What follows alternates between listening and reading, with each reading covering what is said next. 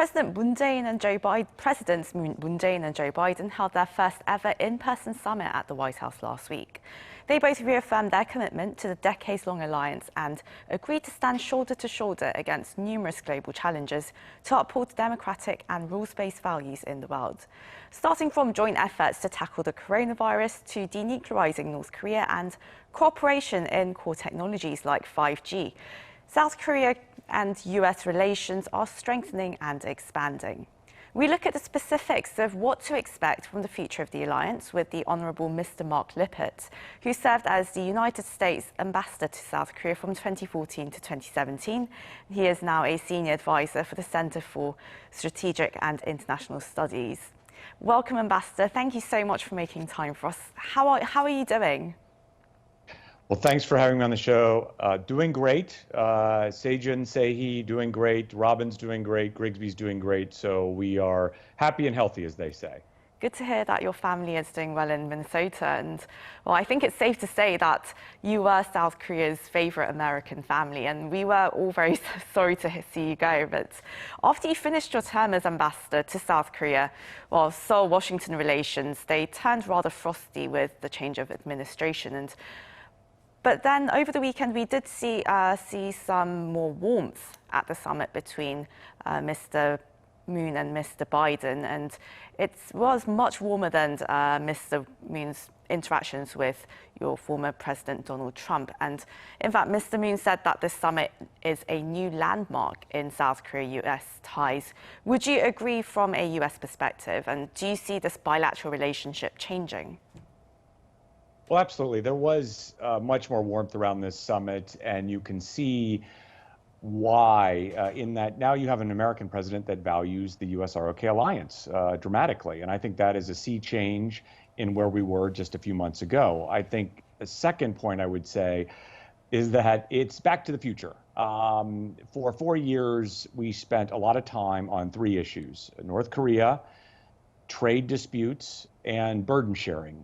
Obviously the how much both sides, both militaries will pay to host U.S. troops in South Korea. Those issues, as important as they were, often got bogged down.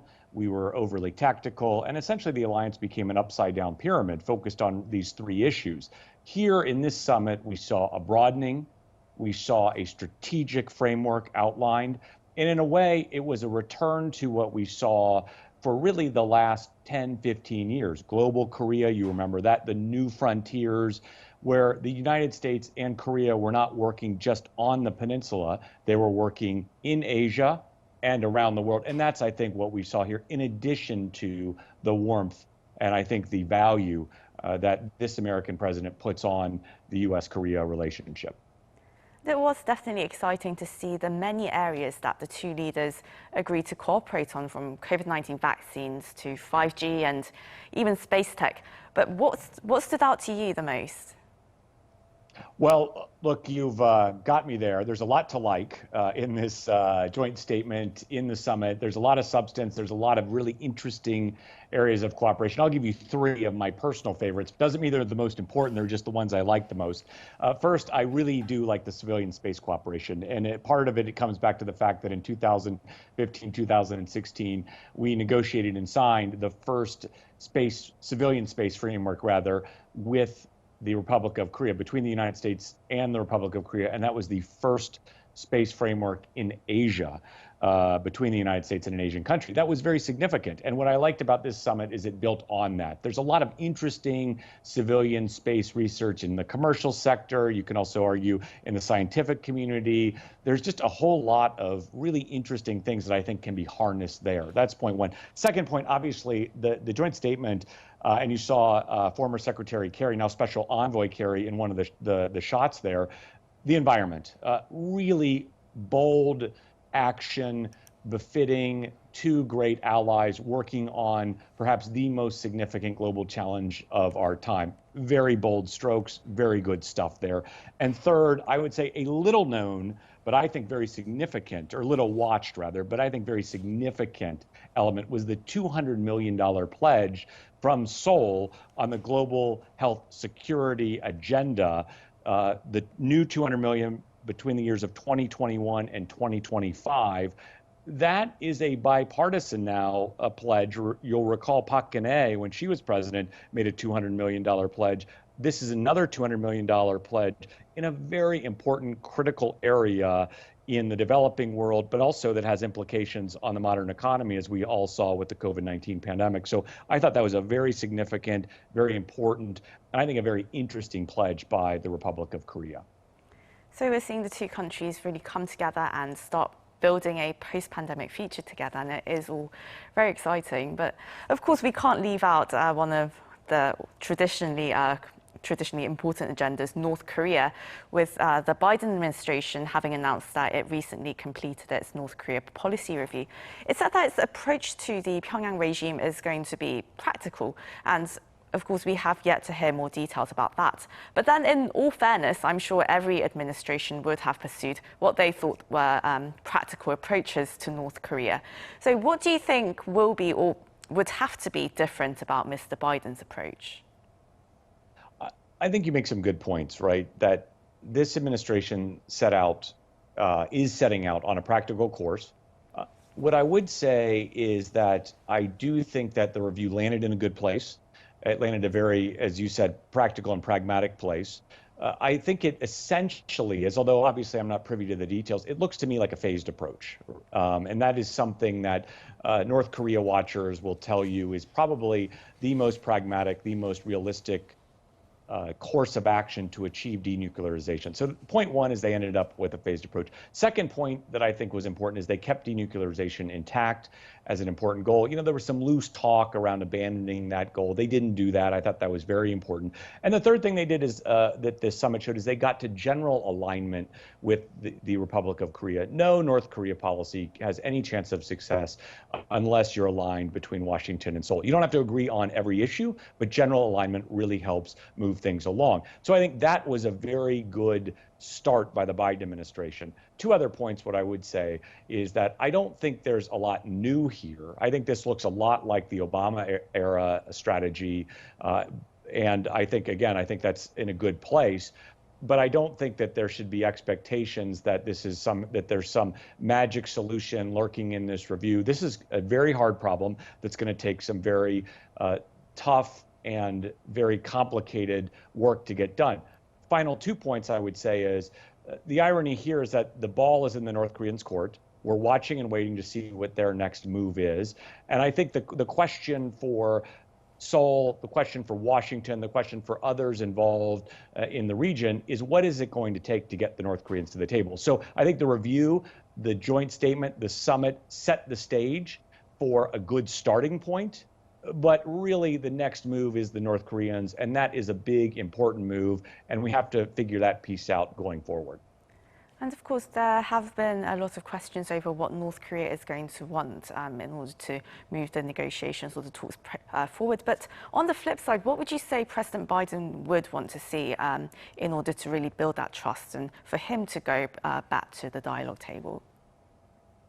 Sure. One thing that I have given up in my time in government is predicting presidents. And I obviously worked very closely with President Obama, both as a senator and president. I knew Vice President Biden well. So far be it for me to put words into the mouth of President Biden or crowd his decision space, as they say. But what I would say is this team that he has assembled is clearly interested in negotiations. I think what you're looking for is a signal that the North Korea is interested and wants credible negotiations. And I think that is something that is not difficult for the North to give on.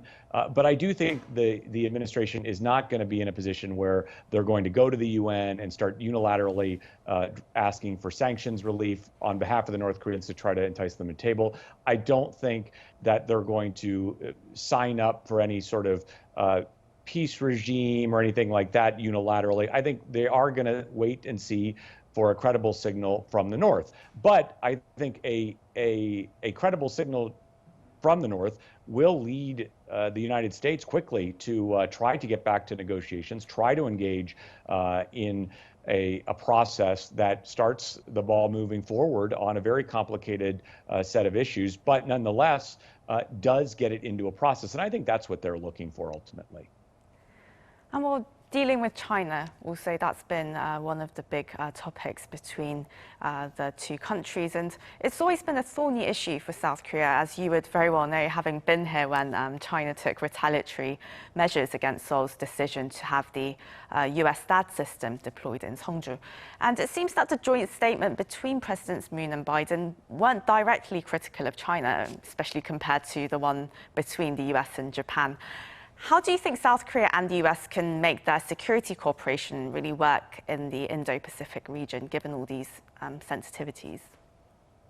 Well, absolutely. I'm interested to see what the Chinese reaction will be on the scrapping of the revised missile guidelines. That's an interesting element. There's also a mention of Taiwan. So there's some things that could get the Chinese interested and excited. Let's watch that. That's the first point. Second point is, I think what is interesting here is that on three major pillars of the administration strategy in the Asia Pacific, trilateral cooperation with Japan, the Quad, and the free and open Pacific, the joint statement either had the South Koreans directly engaged, I think in the case of the trilateral cooperation issue, or parallel tracks or a consultative, constructive kind of relationship with the other two prongs, free and open Pacific and or the Quad.